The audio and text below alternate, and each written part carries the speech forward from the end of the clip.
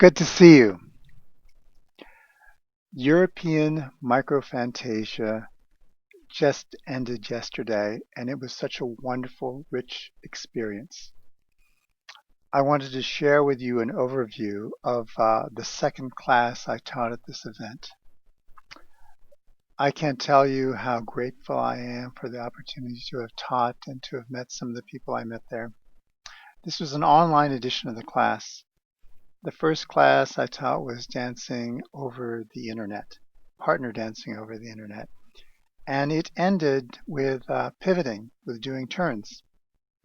This class is a sort of a technique class on how to do tango turns, tango pivots specifically. So we started with a series of progressive movements. I'm going to go over some of those movements so that you have a feel for what it is we're doing and some of the techniques we're trying to practice. And perhaps you can use these same techniques to review what went on in the class. And also, if you weren't at the class, to improve your pivots, whether you're dancing tango or any other dances. One aspect of this is, well, pivots can be tricky, not the least of which because there can be knee problems because of if you don't do it correctly. So we'll start out with a little safety. If you're going to practice this, please practice it on a floor that is slippery, hardwood floor. In this case here, I'm using a vinyl that doesn't have any ridges at all. It's completely flat vinyl. But whatever you do, don't use carpet. Now, when it comes to shoes, hard leather soles work great. I'm going to use socks in this case, something that will slide. Whatever you do, don't use rubber. And then the third aspect of safety is some of these movements are going to be challenging, and I don't want you to fall. So in my case, I'm using a ballet bar. If you have a chair, something with a tall back that's very stable, that's going to help you a lot in practicing some of these techniques. So let's go over the first one. I think that's very important. And it's similar. If you attended the other class, it's similar to that. And that's paying attention to your center because that's where some of the turning movements is going to come from. We practiced an exercise in the beginning by grasping our hands together. First, loosen the body and grasp our hands together and pull slightly. And when you do that, you'll notice some energy coming from just behind your belly button. That's where I want you to be for the pivot. Part of the technique is using our core to pivot. We'll also cover using momentum to pivot as well. And then we'll expand this on some tango movements that you can practice and use to apply this to. So first, come there. And when you feel that, I want you to, in the next exercise, to feel that part of your body as you're doing it. We started with doing this. I'm just going to do it for you really quick. My feet are close together in a V, and I am squeezing my thighs together. I'm putting my weight on one side, and I'm using my upper body to just kind of rotate around that. You notice that my hips and my feet, from this part down, it is stiff. I'm changing weight, pivot, changing weight, pivot. And then we're doing this backwards. So my weight's here. I'm bringing my body slightly around. I'm trying to keep my shoulders and my hips aligned as much as possible. Changing weight, pivot, changing weight, pivot, changing weight, pivot. Now, what I'm not doing is I'm not bending my knees, alternating one after the other.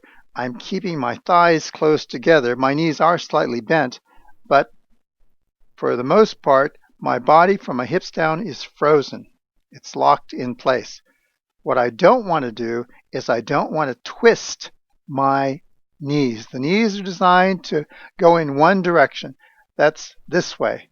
They're not designed The knees aren't designed to twist.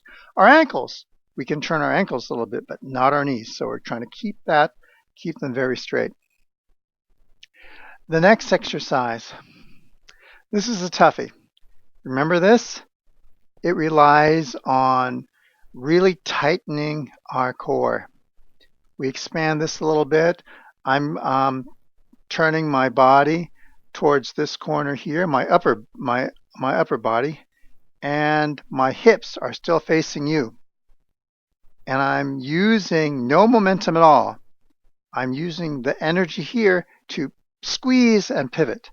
Now I'm turning my shoulders towards you. My hips are in this direction. My shoulders here. I'm changing weight to this foot, and I am squeezing to create that pivot. And I'm going back and forth. You should feel the energy here. You should feel these muscles tense. The next exercise is very similar. This is a progressive set of exercises in that here I'm going to start from another direction. My weight's on this foot. My hips are facing this way. My shoulders are facing towards you. And I'm going to pivot a little more. So I am going to pivot towards you and past. Here, my weight's here. I'll demonstrate this again. My shoulders are still facing towards you, but by the time I'm done, my hips should be facing over there. So I'm going to squeeze this again, pivot towards you, and a little past. There's a subtle difference between last time and this time. Instead of pivoting halfway, I'm pivoting beyond center. So instead of pivoting just here, I'm pivoting here. And I'm using this to do it. Now pay attention to what's happening to these muscles. I have to squeeze them and I have to relax them.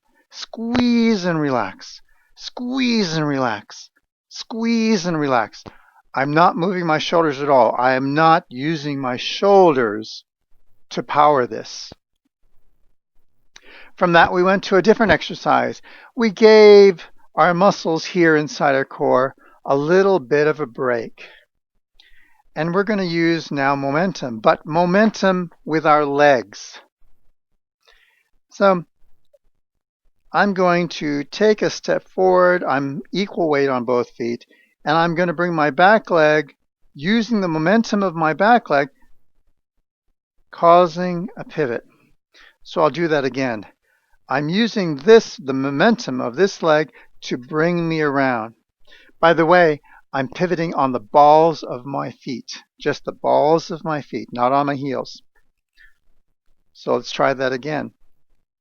I'm forward, split weight, and I'm pivoting just with the momentum of this leg. Try it with the other leg too. Most people are better in one side than the other. Here, split weight, I'm going on the ball of this foot, and I'm swinging this foot around. This is very important. As you do this, as you practice this, remember to keep your thighs squeezed together.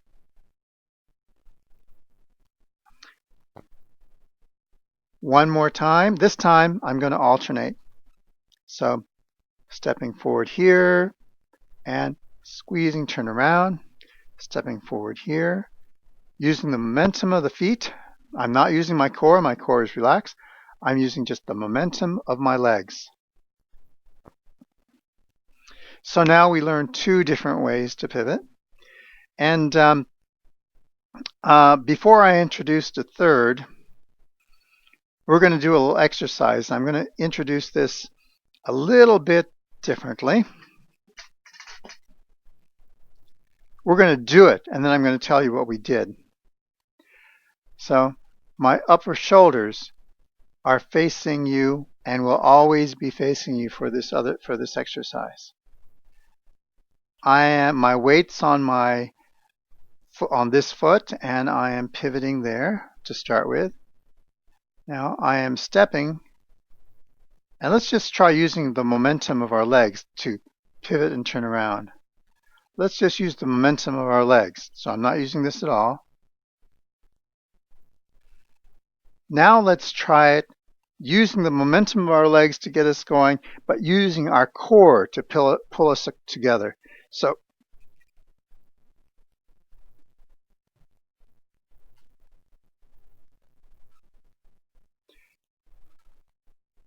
this is called the ocho. What we're doing here now is we're twisting the body ahead of time. Here, by doing this, I've already created tension right there. And as I change weight, that tension here is increasing. It's like a spring. And the first part is just allowing that spring to unwind. I'm allowing it to unwind. Here, it wants to unwind. This spring here wants to unwind. And all I'm doing is I'm allowing it to unwind. And now I'm using my core to wind it up a little further to prepare me for the next one. Here, I'm allowing it to unwind. The more twist you have in the body, the more counter rotation you have in your body, the easier it is to do that pivot. The pivot should be effortless. If I have enough twist here, ah, ah, ah. And when our pivots are effortless, we have more balance.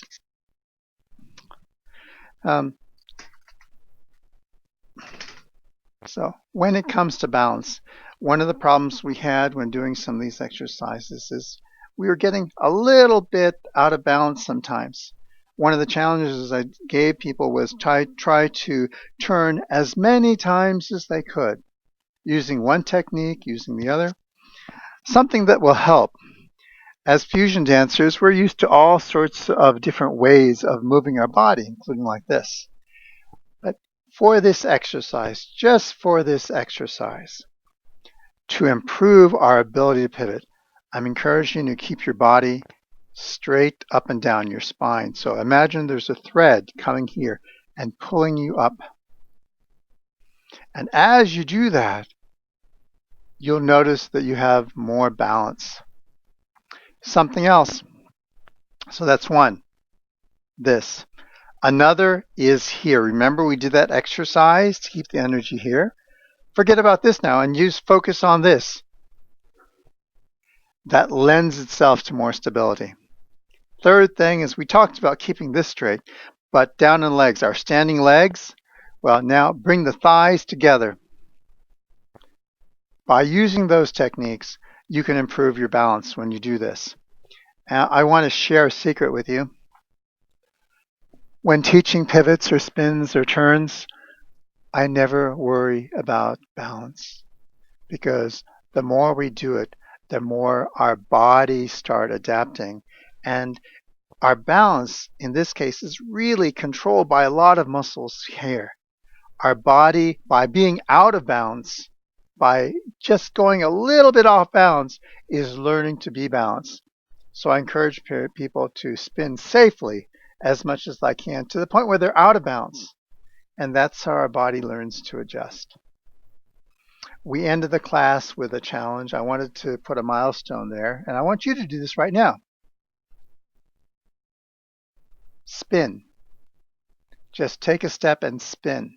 No matter what techniques you have, you can do it right now before continuing any more and then revisit that. But spin and count how far you can spin around. Is it a half turn? A quarter turn? Maybe it's one whole turn. Whatever it is, mark it, put a milestone there, practice these techniques, and try it again. Try it again. I guarantee using these techniques, you'll be able to get around farther and farther along. My name is Jurni Roco. If you'd like to contact me, ask me questions, I'm on Facebook, JURNIROCO.